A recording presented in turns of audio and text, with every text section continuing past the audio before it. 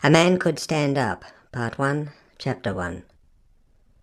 Slowly, amidst intolerable noises from, on the one hand, the street, and on the other from the large and voluminously echoing playground, the depths of the telephone began, for Valentine, to assume an aspect that, years ago, it had used to have, of being a part of the supernatural paraphernalia of inscrutable destiny. The telephone, for some ingeniously torturing reason, was in a corner of the great schoolroom without any protection, and called imperatively at a moment of considerable suspense out of the asphalt playground, where, under her command, ranks of girls had stood electrically only just within the margin of control. Valentine, with the receiver at her ear, was plunged immediately into incomprehensible news uttered by a voice that she seemed half to remember. Right in the middle of a sentence it hit her.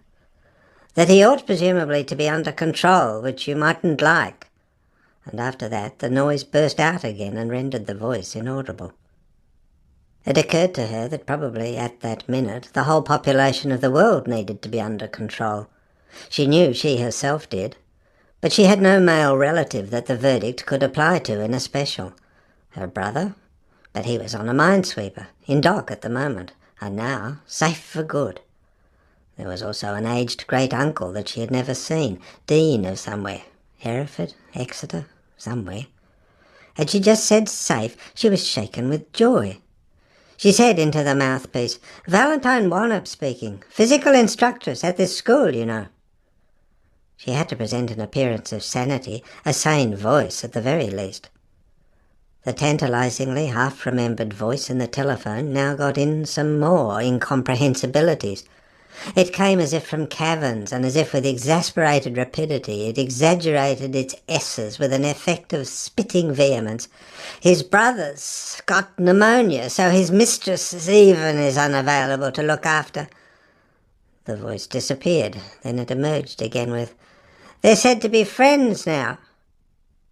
It was drowned then for a long period in a sea of shrill girls' voices from the playground, in an ocean of factory hooters' ululations, amongst innumerable explosions that trod upon one another's heels.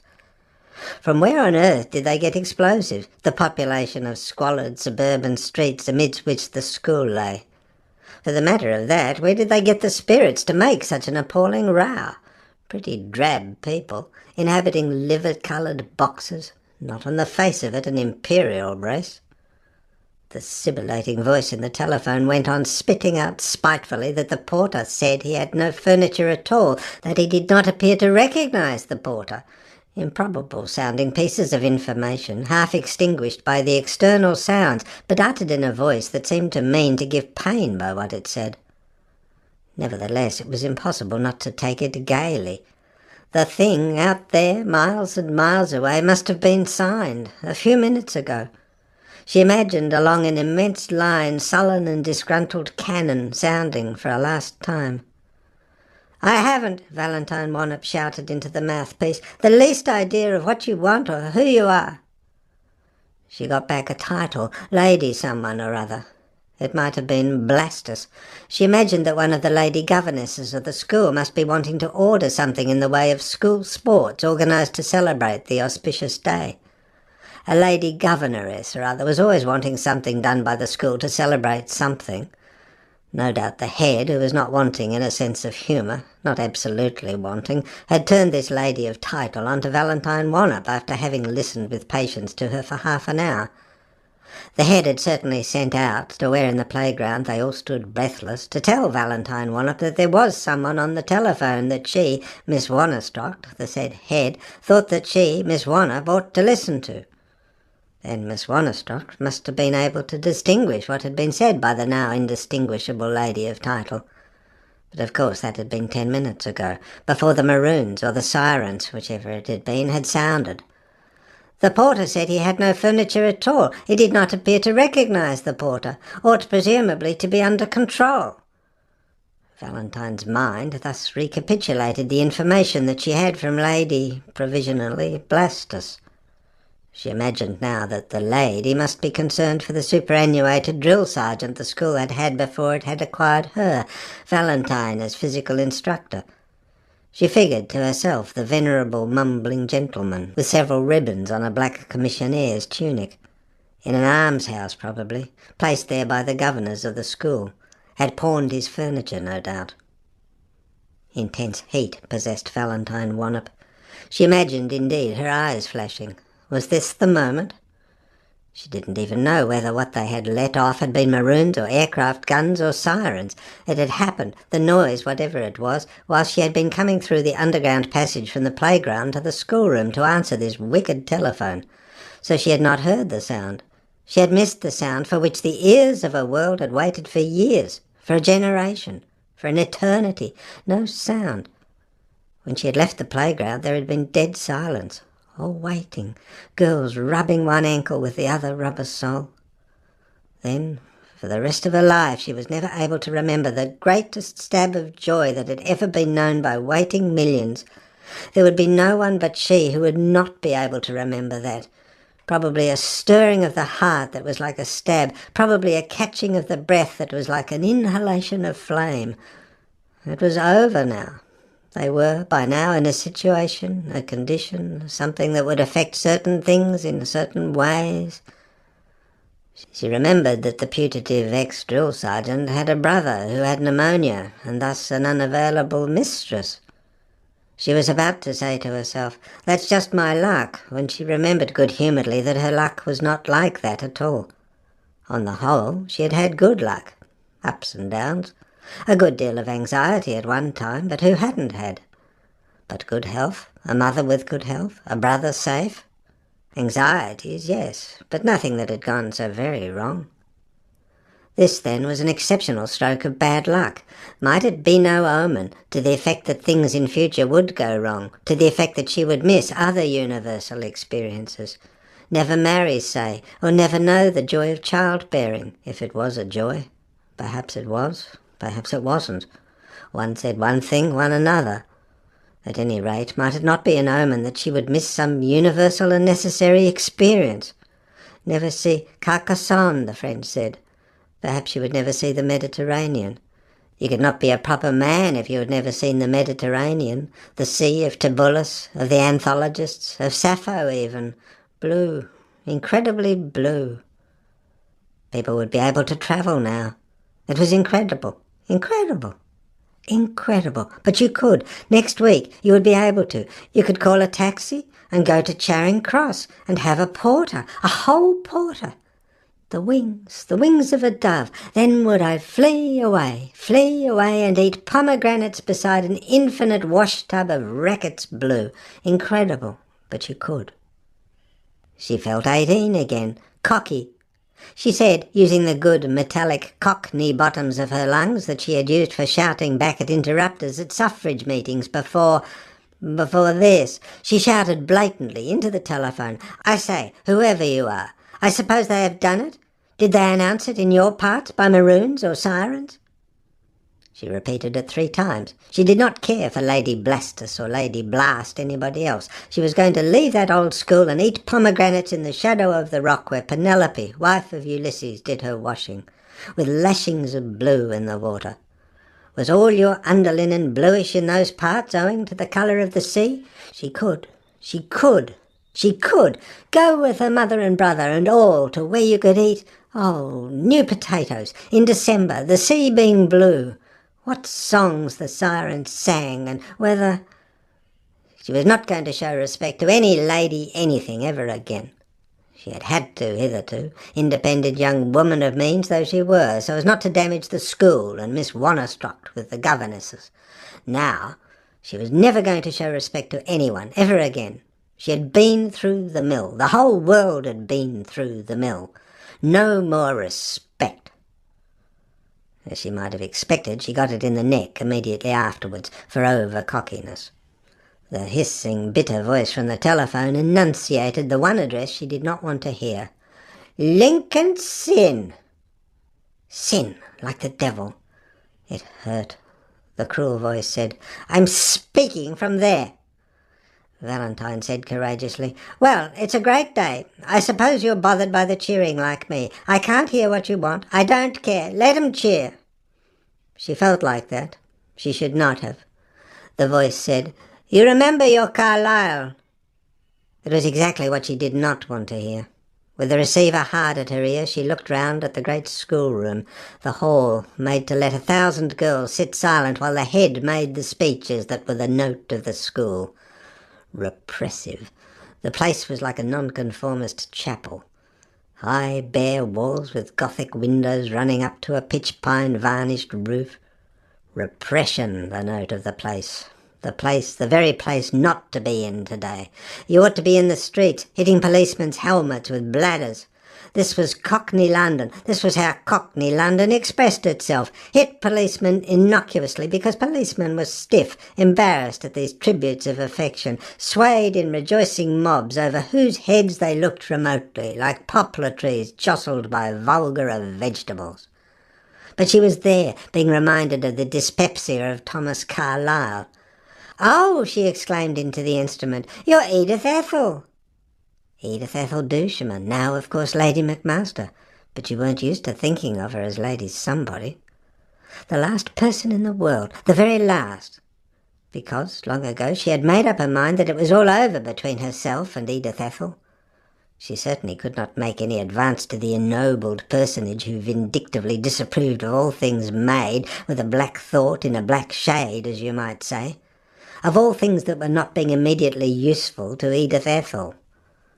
And, aesthetically draped and meagre, she had sets of quotations for appropriate occasions, Rossetti for love, Browning for optimism, not frequent that, Walter Savage Landor to show acquaintance with more esoteric prose, and the unfailing quotation from Carlyle for damping off Saturnalia for New Year's Day, Te Deums, victories, anniversaries, celebrations. It was coming over the wire now, that quotation. And then I remembered that it was the birthday of their Redeemer. How well Valentine knew it. How often, with spiteful conceit, had not Edith Ethel intoned that. A passage from the diary of the Sage of Chelsea, who lived near the barracks. "Today," the quotation ran, "I saw that the soldiers by the public house at the corner were more than usually drunk, and then I remembered that it was the birthday of their Redeemer." How superior of the Sage of Chelsea not to remember till then that that had been Christmas Day. Edith Ethel, too, was trying to show how superior she was. She wanted to prove that until she, Valentine Wannop, had reminded her, Lady McMaster, that that day had about it something of the popularly festive, she, Lady Mac, had been unaware of the fact. Really quite unaware, you know. She lived in her rapt seclusion along with Sir Vincent, the critic, you know, their eyes fixed on the higher things. They disregarded maroons and had really a quite remarkable collection by now of first editions, official titled friends and at-homes to their credit. Yet Valentine remembered that once she had sat at the feet of the darkly mysterious Edith Ethel Duchemin. Where had all that gone? And had sympathised with her marital martyrdoms, her impressive taste in furniture, her large rooms, and her spiritual adulteries. So she said good-humouredly to the instrument, "Aren't you just the same, Edith Ethel? And what can I do for you?" The good-natured patronage in her tone astonished her, and she was astonished too at the ease with which she spoke. Then she realised that the noise had been going away. Silence was falling. The cries receded. They were going towards accumulation at a distance. The girls' voices in the playground no longer existed. The head must have let them go. Naturally, too, the local population wasn't going to go on letting off crackers in side streets. She was alone, cloistered with the utterly improbable. Lady McMaster had sought her out, and here was she, Valentine Wannop, patronising Lady McMaster. Why? What could Lady McMaster want her to do? She couldn't. But of course she jolly well could be thinking of being unfaithful to McMaster and be wanting her, Valentine Wannop, to play the innocent, the virginal gooseberry or disciple, or alibi, whatever it was. Goose was the most appropriate word. Obviously McMaster was the sort of person to whom any Lady McMaster would have to be unfaithful. A little dark-bearded, drooping, deprecatory fellow, a typical critic. All critics' wives were probably unfaithful to them. They lacked the creative gift. What did you call it? A word unfit for a young lady to use. Her mind ran about in this unbridled Cockney schoolgirl's vein. There was no stopping it. It was in honour of the day. She was temporarily inhibited from bashing policemen on the head, so she was mentally disrespectful to constituted authority, to Sir Vincent McMaster, Principal Secretary to His Majesty's Department of Statistics, author of Walter Savage Landor, a critical monograph, and of 22 other critical monographs in the Eminent Bores series. Such books. And she was being disrespectful and patronising to Lady McMaster, Egeria to innumerable Scottish men of letters. No more respect. Was that to be a lasting effect of the cataclysm that had involved the world, the late cataclysm? Thank God, since 10 minutes ago they could call it the late cataclysm. She was positively tittering in front of the telephone, from which Lady McMaster's voice was now coming in earnest, cajoling tones, as if she knew that Valentine was not paying very much attention, saying, "Valentine, Valentine, Valentine." Valentine said negligently, "I'm listening." She wasn't really. She was really reflecting on whether there had not been more sense on the mistress's conference that morning solemnly had taken place in the head's private room. Undoubtedly what the mistresses with the head at their head had feared was that if they, head mistresses, masters, pastors, by whom I was made, etc., should cease to be respected because Saturnalia broke out on the sounding of a maroon, the whole world would go to pieces. An awful thought. The girls no longer sitting silent in the nonconformist hall while the head addressed repressive speeches to them. She had addressed a speech containing the phrase, "the credit of a great public school," in that hall only last afternoon, in which, fair thin woman, square-elbowed, with a little of sunlight really still in her coiled fair hair, she had seriously requested the girls not again to repeat the manifestations of joy of the day before. The day before there had been a false alarm, and the school, horribly, had sung, "Hang Kaiser Bill from the hoar apple tree, and glory, glory, glory, till it's tea time." The head, now making her speech, was certain that she had now before her a chastened school, a school that anyhow felt foolish, because the rumour of the day before had turned out to be a canard. So she impressed on the girls the nature of the joy they ought to feel, a joy repressed that should send them silent home. Blood was to cease to be shed, a fitting cause for home joy, as it were a home lesson. But there was to be no triumph. The very fact that you ceased hostilities precluded triumph. Valentine, to her surprise, had found herself wondering when you might feel triumph. You couldn't while you were still contending. You mustn't when you had won. Then when? The head told the girls that it was their province as the future mothers of England, nay, of reunited Europe, to go on with their home lessons and not to run about the streets with effigies of the great defeated. She put it that it was their function to shed further light of womanly culture, that there, thank heaven, they had never been allowed to forget, athwart a re-illumined continent, as if you could light up now that there was no fear of submarines or raids. And Valentine wondered why, for a mutinous moment, she had wanted to feel triumph, had wanted someone to feel triumph. Well, they had wanted it so much. Couldn't they have it, just for a moment, for the space of one bank holiday?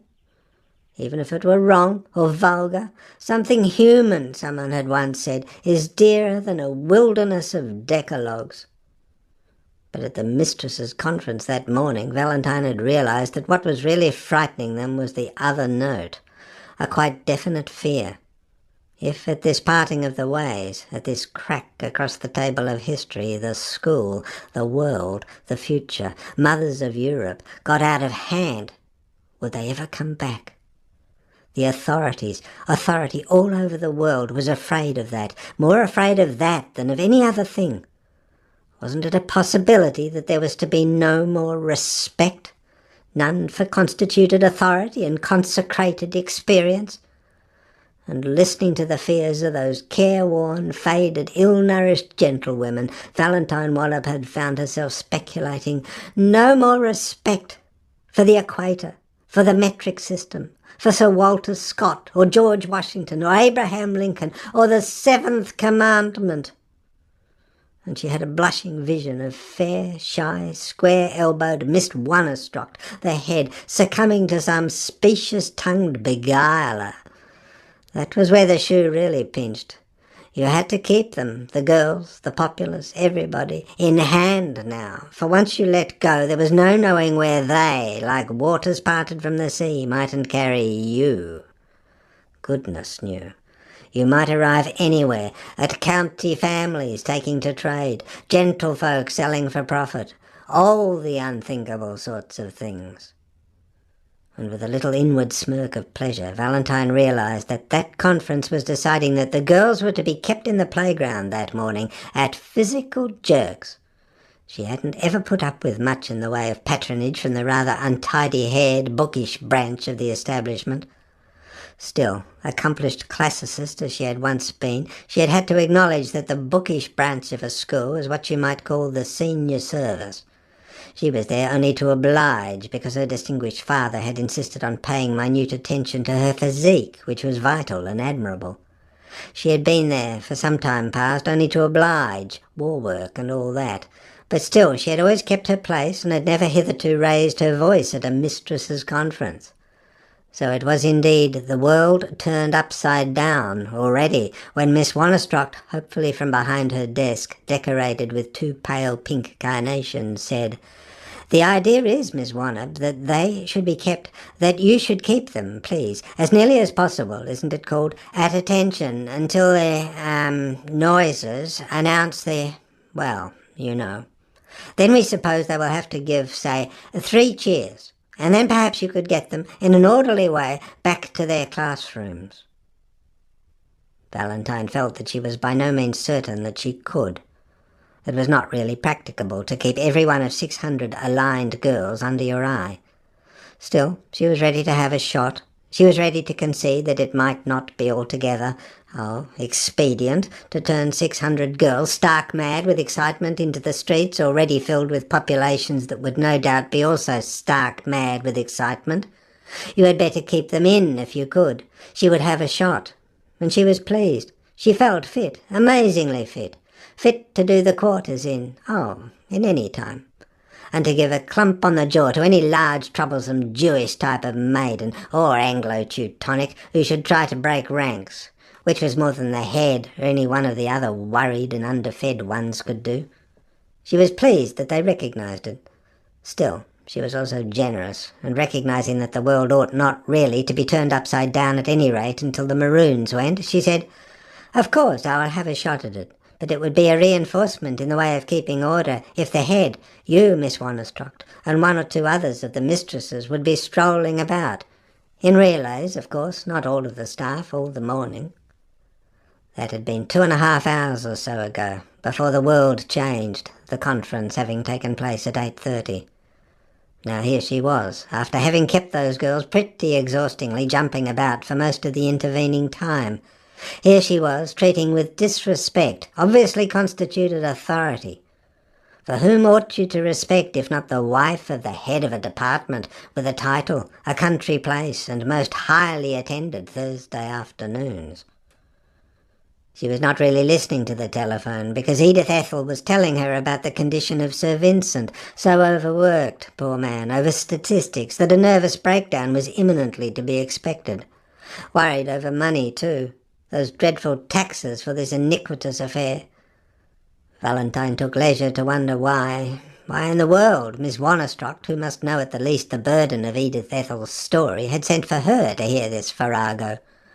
Miss Wannerstrocht must know. She had obviously been talked to by Edith Ethel for long enough to form a judgment.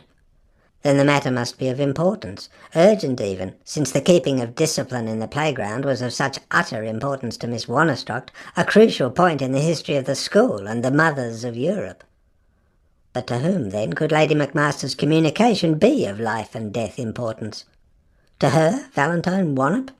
It could not be. There were no events of importance that could affect her life outside the playground, her mother safe at home, and her brother safe on a minesweeper in Pembroke Dock. Then, of importance to Lady McMaster herself. But how? For what could she do for Lady McMaster?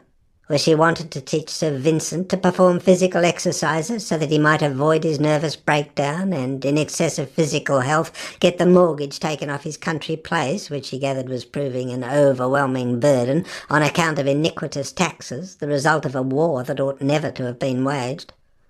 It was absurd to think that she could be wanted for that, an absurd business.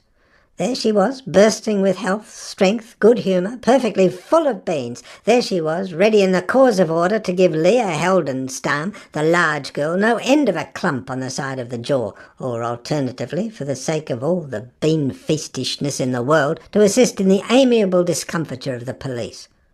There she was, in a sort of nonconformist cloister, nun-like, positively nun-like, at the parting of the ways of the universe. She whistled slightly to herself. "By Jove," she exclaimed coolly, "I hope it does not mean an omen that I am to be, nun-like for the rest of my career in the reconstructed world." She began for a moment seriously to take stock of her position, of her whole position in life. It had certainly been hitherto rather nun-like. She was 23-ish, rising 24, as fit as a fiddle, as clean as a whistle. 5'4" in her gym shoes, and no one had ever wanted to marry her. No doubt that was because she was so clean and fit. No one even had ever tried to seduce her. That was certainly because she was so clean run. She didn't obviously offer, what was it the fellow called it, promise of pneumatic bliss to the gentlemen with Sergeant Major's horseshoe moustaches and gurglish voices. She never would. Then perhaps she would never marry, and never be seduced. Nun-like. She would have to stand at an attitude of attention beside a telephone all her life, in an empty schoolroom, with the world shouting from the playground. Or not even shouting from the playground any more. Gone to Piccadilly. But hang it all, she wanted some fun, now. For years now she had been, nun-like, looking after the lungs and limbs of the girls of the adenoidy, nonconformitish, really undenominational, or so little established as made no difference, great public girls' school. She had had to worry about impossible but not repulsive little cockney creatures breathing when they had their arms extended. You mustn't breathe rhythmically with your movements. No. Don't breathe out with the first movement and in with the second. Breathe naturally. Look at me. She breathed perfectly. Well, for years that. War work for a bloody pro-German or pacifist. Yet that too she had been for years. She hadn't liked being it because it was the attitude of the superior, and she did not like being superior, like Edith Ethel. But now, wasn't it manifest? She could put her hand wholeheartedly into the hand of any Tom, Dick or Harry and wish him luck, wholeheartedly, luck for himself and for his enterprise. She came back, into the fold, into the nation even. She could open her mouth. She could let out the good little cockney yelps that were her birthright. She could be free, independent. Even her dear, blessed, muddle-headed, tremendously eminent mother by now had a depressed-looking secretary. She, Valentine Wannop, didn't have to sit up all night, typing after all day, enjoining perfection of breathing in the playground. By Jove, they could go all, brother, mother, in untidy black and mauve, secretary in untidy black without mauve, and she, Valentine, out of her imitation Girl Scouts uniform and in, white muslin or Harris tweeds, and with cockney yorps discuss the cooking under the stone pines of Amalfi, by the Mediterranean. No one then would be able to say that she had never seen the Sea of Penelope, the mother of the Gracchi, Delia, Lesbia, Nausicaa, Sappho. Saepe te insomnia veti, she said. Good God! Not in the least with a cockney intonation, but like a good Tory English gentleman confronted by an unspeakable proposition. Well, it was an unspeakable proposition. For the voice from the telephone had been saying to her in attention, rather crawlingly, after no end of details as to the financial position of the house of McMaster, "So I thought, my dear Val, in remembrance of old times, that if in short I were the means of bringing you together again, for I believe you have not been corresponding, you might in return. You can see for yourself that at this moment the sum would be absolutely crushing." End of part 1, chapter 1.